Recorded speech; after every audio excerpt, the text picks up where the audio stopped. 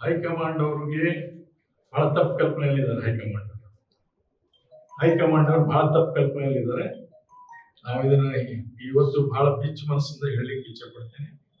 ಈ ನಮ್ಮ ಬಿಜಾಪುರ ಜಿಲ್ಲೆಯ ರಾಜಕೀಯ ನಾಯಕರು BM ಪಾಟೀಲರು, ದೇಶಮುಖರು, ಗುಡುದಿನಿಯವರ ನಂತರ ಈ ಬಿಜಾಪುರ ಜಿಲ್ಲೆಯಲ್ಲಿ ಯಾರು ನಾಯಕರಿಲ್ಲ.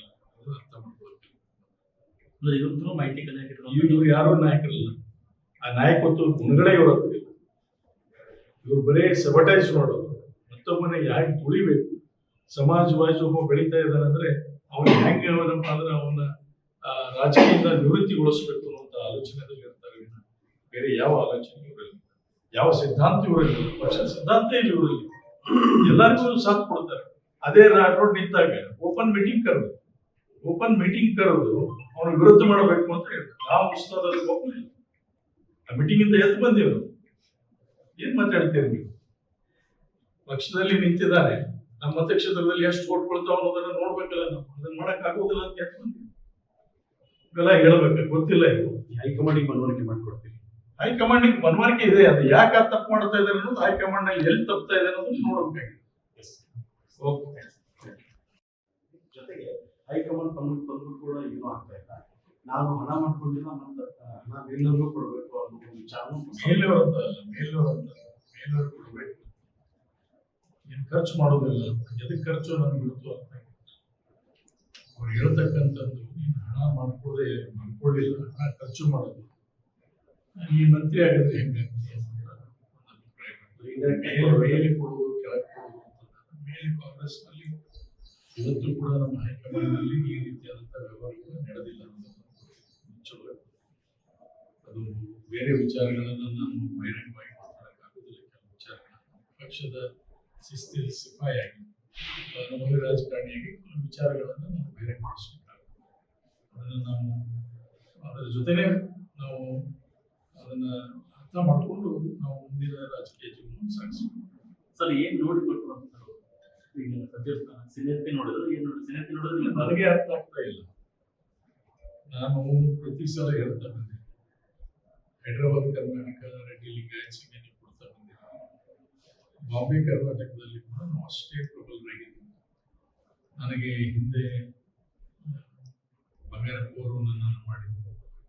ಆ ಸಂದರ್ಭದಲ್ಲಿ ನ್ಯಾಮಗೌಡರ ಎಲೆಕ್ಷನ್ಗೆ ನನ್ನೇ ಉಸ್ತುವಾರಿ ಮಾಡಿಸಿ ಆ ಎಲೆಕ್ಷನ್ ಗೆದ್ದು ತೋರಿಸಿ ಬೇರೆಯವರು ಬಂದರು. ಬಂಗಾರಪ್ಪ ವರ್ಚಸ್ಸಿತ್ತು, ಪಕ್ಷದ ವರ್ಚಸ್ಸಿತ್ತು, ಆಮೇಲೆ ಕಾರ್ಯಕರ್ತರ ಒಂದು ಪ್ರಯತ್ನ. ಆದರೆ ಅಲ್ಲಿ ನನ್ನಂತ ಸಣ್ಣ ಹುಡುಗನ್ನ ಅಲ್ಲಿ ಇನ್ಚಾರ್ಜ್ ಮಾಡಿ ನಾವು ಮಾಡಿದ್ದೇವೆ. ಎಲ್ಲರನ್ನೂ ಒಟ್ಟಿಗೆ ತೆಗೆದುಕೊಂಡು ಹೋಗಿ ಆ ಚುನಾವಣೆಗೆ ಹುಡುಗಿನಿಯವರ ಚುನಾವಣೆಯಲ್ಲಿ ಯಾವುದೇ ಸಮಕಾಲಕ್ಕೆ ಹುಡುಗಿನಿಯವರ ಚುನಾವಣೆ ಸುರಕ್ಷಿತ ಹಾಗೂ ಕೂಡ ಬಂದು ನಾವಲ್ಲಿ ಒಂದೊಂದು ದಿವಸ ಬಂದಿಲ್ಲಿ ಯಾವಾಗ, ಯಾಕಂದ್ರೆ ಟೈಮ್ ಗ್ಯಾಪ್ ಇರ್ತಿತ್ತು ಚುನಾವಣೆಗೆ.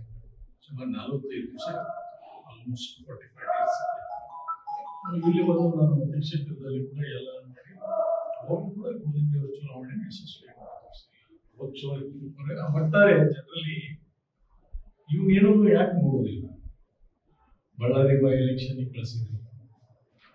ಅದೇ ರೀತಿಯಾಗಿ ನಮಗೆ ಬೆಳಗಾವಿ ಜಿಲ್ಲಾ ಪಂಚಾಯತ್ ಚುನಾವಣೆಗೆ ಕಳಿಸಿದ್ರು. ಅಬ್ಸರ್ವ್ ಆಗಿರುತ್ತೆ. ಬಿಫಾರ್ಮ್ ನಮ್ಮಿಂದ ಕೊಡಿಸೋಕೆ ಹುಬ್ಳಿ ಧಾರವಾಡಿಗೆ ನನ್ನನ್ನು ಕಳಿಸಿ ಅಲ್ಲಿ ಮಾಡಕ್ಕೆ ಹಾವೇರಿ ಜಿಲ್ಲೆಯಲ್ಲಿ, ಹಾವೇರಿ ಜಿಲ್ಲೆ ಆಗಿದೆ, ನನ್ನನ್ನು ಕಳಿಸಿದ್ರು. ಎಲ್ಲೆಲ್ಲಿ ನನ್ನನ್ನು ಕಳಿಸಿರಿ ಅಲ್ಲಿ ನಾನು ಪಕ್ಷದ ಪರವಾಗಿರ್ತಕ್ಕಂಥ ಅಭಿಪ್ರಾಯಗಳನ್ನ ಮತ್ತು ಪಕ್ಷಕ್ಕೆ ಶಕ್ತಿ ತುಂಬತಕ್ಕಂಥ ರೀತಿಯಲ್ಲಿ ಕೆಲಸ ಮಾಡಿದೆ. ನೀವು ಯಾಕೆ ಗಣನೆಗೆ ತೆಗೆದುಕೊಳ್ಳಿಲ್ಲ ಅನ್ನೋದನ್ನ ಬೇಜಾರು. ಹೈದರಾಬಾದ್ ಕರ್ನಾಟಕ ಯಾಕೆ ಮುಂಬೈ ಕರ್ನಾಟಕ ಇದೇ ಕಾರಣಕ್ಕೆ ಕೊಡ್ರಿ ಅಂತ ನಾವು ಸರಿಯಾದ ಕೆಲಸ ಮಾಡಿಲ್ಲ ಅಥವಾ ನಮ್ಮಲ್ಲಿ ಆ ಸಾಮರ್ಥ್ಯ ಇಲ್ಲ ಅಂದಾಗ ನೀವು ಹೇಳಿದ್ರೆ ಬೇಡ. ಆ ಸಾಮರ್ಥ್ಯ ಇದೆ ಅಂದಾಗ ಕೂಡ ನಮ್ಮನ್ನ ಯಾಕೆ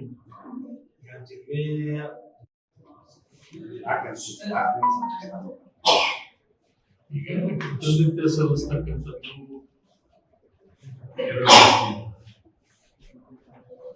ಒಂದೇದು ಚುನಾವಣೆ ಬಹಳ ಹತ್ರ ಬಂದಾಗ ಸುಮ್ಮನೆ 2 ತಿಂಗಳ 3 ತಿಂಗಳ ಇದೆ, ಜನರು ಕರೆದಿದ್ದಾರೆ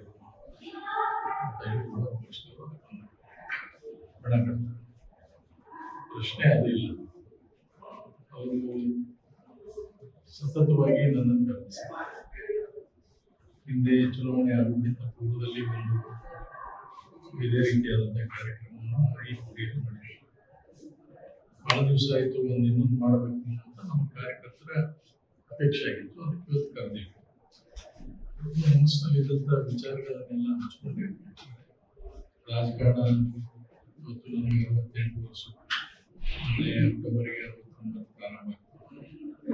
ಸೊ 69 ವರ್ಷ ನಾವು ಎಷ್ಟೊಂದು ಸಹನ ಮಾಡಿದ್ದೀವಿ, ಎಷ್ಟು ರಾಜಕೀಯ ಈ ಒಂದು ಜಿಲ್ಲೆಯಲ್ಲಿ ಒಂದು ಆದರ್ಶ ರಾಜಕಾರಣ ಇರಬೇಕು, ಮೂಲಾಧಾರಿತವಾಗಿರ್ತಕ್ಕಂಥ ವಿಚಾರಗಳಿಗೆ ಒತ್ತು ಕೊಡಬೇಕು ಅನ್ನುವಂಥ ಹಿನ್ನೆಲೆ ಮತ್ತು ಸಿದ್ಧಾಂತದಿಂದ ಗುಡಿನಿಯವರಾಗಿರ್ಬೋದು, BM ಪಾಟೀಲರಾಗಿರ್ಬೋದು, JS ದೇಶಮುಖರಾಗಿರ್ಬೋದು. JS ದೇಶಮುಖ ವಿರುದ್ಧ ಚುನಾವಣೆ ನಿಂತಿದೆ. ಆದರೆ ಅವರಿಂದ ನಾವೆಲ್ಲ ಮಾಡ್ತೀವಿ. ಅದಕ್ಕೆ ಏನು ರಾಜಕಾರಣ ಅಂದ್ರೆ ಏನು ಅನ್ನೋದನ್ನ ಸ್ವಲ್ಪ ಸಮಯ BM ಪಾಟೀಲರಿಗೆ ನನಗೆ ಬಂದಂಥ ಪರಿಚಯ 1985 ಟಿಕೆಟ್ ಅಲ್ಲಿಂದ 1989 ನಾನು ಶಾಸಕರಾಗುವ ಲಿಂಗಾಯತರಾಗುವವರೆಗೂ ಕೂಡ ಬಹಳ ನಿಕಟವಾಗಿ ಇರ್ತಕ್ಕಂಥ ಅವ್ರ ಜೊತೆ ಸಂಪರ್ಕ ಎಲ್ಲ ನೋಡಿದ್ದೇವೆ. ಅವರು ಯಾವ ರೀತಿಯಾಗಿ ರಾಜಕಾರಣ ಮಾಡ್ತಿದ್ರು, ಯಾವುದಕ್ಕೆ ಹೆಚ್ಚು ಒತ್ತು ಕೊಡ್ತಿದ್ರು, ಎಲ್ಲಾನು ನಮಗೆ ಕಲಿಸಿದ್ರು. ವೀರೇಂದ್ರ ಪಾಟೀಲ್ ಅಂತ ನಮಗೆ ಬಹಳಷ್ಟು ಪ್ರದೇಶಗಳನ್ನು SM ಕೃಷ್ಣ ಅವರ ಪ್ರದೇಶ ಇವೆಲ್ಲ ಮನಸ್ಸಿನಲ್ಲಿ ಬಹಳ ಹಾಳಾಗಿದ್ದಾವೆ. ಇವತ್ತಿನ ಬಿಜಾಪುರ ರಾಜಕಾರಣ ನೋಡಿದರೆ ನಮಗೆ ಬಹಳ ಹೇಸಿಗೆ ಅನಿಸುತ್ತೆ. ಬಹಳ ಅಂದ್ರೆ ಬಹಳ ಹೇಸಿಗೆ ಅನಿಸುತ್ತೆ. ಏನು ಮಾತಾಡಬೇಕು ಅನ್ನೋದು ನಮಗೆ ಅರ್ಥ ಆಗ್ತದೆ. ಅದು ಏನಾರ ಹೇಳಲಿಕ್ಕೆ ಹೋದ್ವಿ ಅಂದರೆ ಅದು ವೈಯಕ್ತಿಕ ಅಲ್ಲ ಅನ್ನುವಂಥ ವಿಚಾರಕ್ಕೆ ಬರ್ತವೆ. ಹೀಗಾಗಿ ಅದನ್ನು ಇಲ್ಲಿವರೆಗೂ ಕೂಡ ನಾವು ಸಹನ ಮಾಡಿದ್ದೀವಿ. ಆ ರಾಜಕಾರಣ ಇವತ್ತು ಮುಂದುವರೆದಿದೆ. ಎಲ್ಲೇ ಒಂದು ಕಡೆ ಕಡಿವಾಣ ಹಾಕಬೇಕು, ಪಾರ್ಟಿ ತಿಳಿಯಾಗಬೇಕು. ಕಾಂಗ್ರೆಸ್ ಪಾರ್ಟಿಯಲ್ಲಿ ಒಳ್ಳೆಯ ಜನರನ್ನು ಗುರುತಿಸತಕ್ಕಂಥ ಕೆಲಸ ಮತ್ತು ಅದಕ್ಕೊಂದು ಶಕ್ತಿ ತುಂಬುವಂಥ ಕೆಲಸ ಅನ್ನೋದಕ್ಕೋಸ್ಕರ ಇವತ್ತು ಆ ವಿಚಾರಗಳನ್ನು ಹಂಚ್ಕೊಂಡಿದ್ದೀನಿ. ಕೃತಜ್ಞತೆ ಸಲ್ಲಿಸುವಂಥ ವಿಚಾರ ಏನಿದೆ, ಸುಮಾರು 30-40 ವರ್ಷ ನನಗೆ ರಾಜಕೀಯ ಭವಿಷ್ಯ ಕೊಟ್ಟಂಥ ಜನ. ನನ್ನಿಂದವ್ರು ಏನೂ ಅಪೇಕ್ಷೆ ಮಾಡಿಲ್ಲ. ಕೇವಲ ಅಭಿವೃದ್ಧಿ ಮಾತ್ರ ಬಿಟ್ಟರೆ ನನ್ನಿಂದ ಏನು ವೈಯಕ್ತಿಕವಾದ ಅಪೇಕ್ಷೆ ಮಾಡಿಲ್ಲ. ಹೀಗಾಗಿ ಅದನ್ನ ಇವತ್ತು ಸೇರಿದಂತೆ ಈ ಒಂದು ಸಚಿವ ಸ್ಥಾನ ಬಗ್ಗೆ ಅಲ್ಲ ಹೇಳಿದೆ ಅಲ್ಲ ನಿಮಗೆ. ನೋಡಿ, ನಾನು ಮೊನ್ನೆನೂ ಹೇಳಿದೆ, ಹೇಳ್ತೀನಿ, ನನಗೇನಾದರೂ ಗ್ಯಾರಂಟಿ ಮಾಡಿ. ಇವತ್ತು BM ಪಾಟೀಲರು ನಮಗೆ ರಾಜಕೀಯ ಒಂದು ಶ್ರೀರಕ್ಷೆ ಕೊಟ್ಟರು, ನಮಗೊಂದು ಶ್ರೀರಕ್ಷೆ. ಇವತ್ತಿಗೂ ಅವರೆಲ್ಲ ನಮ್ಮ ರಾಜಕೀಯ ಗುರುಗಳು ಅಂತ ನಾವು ಪಾಲಿಸ್ತೀವಿ. ದಿವಂಗತ ದೇಶಮುಖರು ನನ್ನನ್ನು ಮೊದಲನೇದಾಗಿ ಗುರುತಿಸಿ ನನ್ನನ್ನು ಆಗ JDS ಎಕ್ಸಿಕ್ಯೂಟಿವ್ ಕಮಿಟಿ ಮೆಂಬರ್ ಮಾಡಿದ್ದೆ 78-79. ಇವತ್ತು ಕೂಡ ಅವರನ್ನ ನಾವು ಮಾಡಿಸ್ಬೇಕು. ಆ ಒಂದು ಭಕ್ತಿ ಭಾವ ಅವ್ರ ಬಗ್ಗೆ ಇದೆ. ಸೊ ನಾವು ಈ ಸಂಪ್ರದಾಯದಿಂದ ಬಂದೆವು. BM ಪಾಟೀಲರು ನಮಗೆ ಇಷ್ಟೆಲ್ಲ ಹೇಳ್ಕೊಟ್ಟಾಗ ಮಾಡಿದಾಗ MB ಪಾಟೀಲರಿಗೆ ನಾವು ಏನೆಲ್ಲ ಸ್ಯಾಕ್ರಿಫೈಸ್ ಮಾಡಿದ್ದೀವಿ ಜೀವನದಲ್ಲಿ, ಅದನ್ನು ಒಂದು ದಿವಸ ಕೂಡ ಅದನ್ನು ನೆನ್ಪಿಟ್ಕೊಂಡಿಲ್ಲ. ಉಸ್ತಾದನ ಬಗ್ಗೆ ನೆನ್ಪಿಟ್ಕೊಳ್ಳಿಲ್ಲ, ನನ್ನ ಬಗ್ಗೆ ನೆನ್ಪಿಟ್ಕೊಳ್ಳಿಲ್ಲ, ಗುರುದಿನಿಯವರ ಬಗ್ಗೆ ನೆನ್ಪಿಟ್ಕೊಳ್ಳಿಲ್ಲ, ಅದೇ ರೀತಿಯಾಗಿ ಶಾಸಕರು BS ಪಾಟೀಲ್ ಬಗ್ಗೆ ನೆನ್ಪಿಟ್ಕೊಳ್ಳಿಲ್ಲ. ಒಬ್ಬರಿಗೆ ಇಬ್ಬರು ಹೇಳಿ ನಾನು ಲೀಸ್ಟ್ ಕೊಡ್ತೀನಿ, ದೊಡ್ಡ ಲಿಸ್ಟ್ ಕೊಡ್ತೀನಿ. ಐನಾಪುರ ಬಗ್ಗೆ, ಪ್ರಕಾಶ್ ರಾಠೋಡ್ ಬಗ್ಗೆ, ಯಾರ ಬಗ್ಗೆ ಒಲಿತವನ್ನು ಬಯಸಿ, ಸುಂದರ ಶರಣಪ್ಪ ಅವ್ರ ಬಗ್ಗೆ ಹೇಳಿ ನೋಡೋಣ ಯಾರು ಅಂತ. ಆಲ್ಮತ ಸಮಾಜದ ಒಬ್ಬನ್ನ ಜಿಲ್ಲಾ ಪಂಚಾಯತಿ ಅಧ್ಯಕ್ಷ ಮಾಡುವಂತಹ ಸಂದರ್ಭದಲ್ಲಿ ನಾವು ಎಷ್ಟೆಲ್ಲ ಸರ್ಕಸ್ ಮಾಡ್ಬೇಕಾದ್ರೆ, ಉಪಾಧ್ಯಕ್ಷನ ಕೆಂಚಪ್ಪ ಬೆರಾದ ಮಾಡ್ಬೇಕಾದಾಗ ಕೂಡ ಎಷ್ಟೆಲ್ಲ ಸರ್ಕಸ್ ಮಾಡಬೇಕು ಅಂತ SM ಕೃಷ್ಣ ಅವ್ರ ಮುಂದೆ ನಾನು ರಾಜೀನಾಮೆ ಹೋಗೋದು ಮಾಡಲೇಬೇಕು ಅಂತ ಹೇಳಿದೆ. ನನ್ನ ಗಿಡಿಗಳು ಎಲ್ಲ ಜನ ಈ ವಿಚಾರವನ್ನ MB ಪಾಟೀಲ್ ಗಮನಕ್ಕೆ ಬಂದಾಗ ಸಚಿವ ಸ್ಥಾನ ಕೊಡೋದು ನಾನು, CM ಅವರು ಹೈಕಮಾಂಡ್ ಅವ್ರನ್ನ ಕೇಳಬೇಕು, ನನ್ನ ಹೆಸರು ಪ್ರಸ್ತಾವ ಮಾಡ್ತಾ ಇದ್ದೀನಿ. ನೋಡ್ರಿ, CM ಅವರು ಹೈಕಮಾಂಡ್ ಮಾಡುವಂಥದ್ದು ಅವ್ರ ಪ್ರಯತ್ನದಲ್ಲಿ ಅವ್ರು ವಿಫಲರಾಗಿಲ್ಲ. ಸಿದ್ದರಾಮಯ್ಯನವರು ಕೂಡ ಪ್ರಯತ್ನದಲ್ಲಿ ಇದ್ದವರೇ, ಯಾರ್ಯಾರನ್ನು ಗುರುತಿಸ್ಬೇಕು ಅನ್ನೋ ಕೊಂಡಿ ಮಿಂಚನ್ ಕೆಲಸ ಮಾಡೋದಕ್ಕೆ ಹೈಕಮಾಂಡ್ ಇವರು ಒಪ್ಪಿಗೆ ತಗೊಂಡಿಲ್ಲಲ್ಲ, ತಗೊಂಡಿದಾರ. ಒಮ್ಮೆ ಯಶವಂತರಾಯಗೌಡನ್ನ ಎಬ್ಬಿಸಿ, ಯಶವಂತರಾಯಗೌಡ ನಿನಗೆ ಅವಕಾಶ ಇದೆ ಹಿಂಗೆ ಮಾಡುವನ್ನು, ತದನಂತರ ಯಶವಂತರಾಯಗೌಡರು ಬಿಡೋದು, ಅಪ್ಪಾಜಿಗೆ ಯಶವಂತರಾಯಗೌಡರಿಗೆ ಜಗಳ ಹಚ್ಚುವಂತ ಕೆಲಸಕ್ಕೆ ಪ್ರಯತ್ನ ಮಾಡೋದು. ನಂತರ ಎಲ್ಲರದ್ದು ಆಗಿದೆ, ಅಪ್ಪಾಜಿ ನಡ್ಕೊಂಡು ಓಡ್ತಾ ಇದೆ ಅಂತ ಶಿವಾನಂದ ಪಾಟೀಲ್ ಕರೆಯೋದು. ಶಿವಾನಂದ ಪಾಟೀಲ್ ಕರೆದು ನೀವೆಲ್ಲರೂ ಡಿಸೈಡ್ ಮಾಡಿ ಕೊಟ್ಟು ಬರ್ರಿ, ನಾನೆಲ್ಲ ಯಾರ್ಯಾರಿಗೆ ಮಾತಾಡ್ತೀನಿ.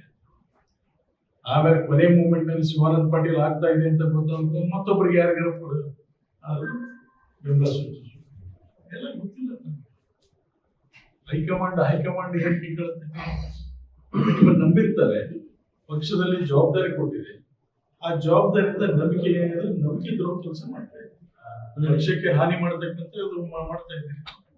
ಬಿಜೆಪಿ ಅವ್ರನ್ನ ಎತ್ಕಡ್ತೀರಿ. ನನ್ನ ವಿರುದ್ಧವಾಗಿ ಚುನಾವಣೆಯಲ್ಲಿ, ಈ ಚುನಾವಣೆ ಅಲ್ಲ ಹಿಂದಿನ ಚುನಾವಣೆಯಲ್ಲಿ ತಗೊಂಡ್ರಿ, ಅದರ ಹಿಂದಿನ ಚುನಾವಣೆ ಕೊಡ್ರಿ, ಸ್ಟ್ಯಾಟಿಸ್ಟಿಕ್ಸ್ ಕೊಡ್ತೀನಿ ನಿಮ್ಗೆ. ಫಂಡಿಂಗ್ ಮಾಡಿದ್ರಿ,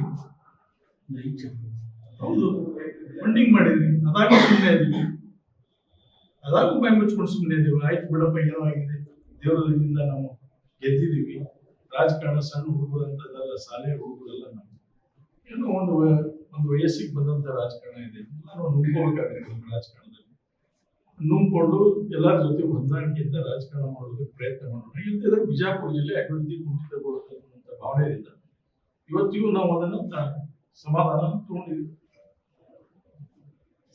ಮಾಡುವಂತ ವಿಚಾರಗಳು ಏನಿದಾವೆ ಅವರು ಸುಧಾರಣೆ ಆಗ್ತಾ ಇಲ್ಲ. ನಾನು ಅದೆಲ್ಲ ಹೇಳಕ್ ಹೋಗುದಿಲ್ಲ. ನಾನು ಮತ್ತೆ ಇತಿಹಾಸದ ಬಗ್ಗೆ ನಾನು ಮಾತಾಡಕ್ ಹೋಗುದಿಲ್ಲ.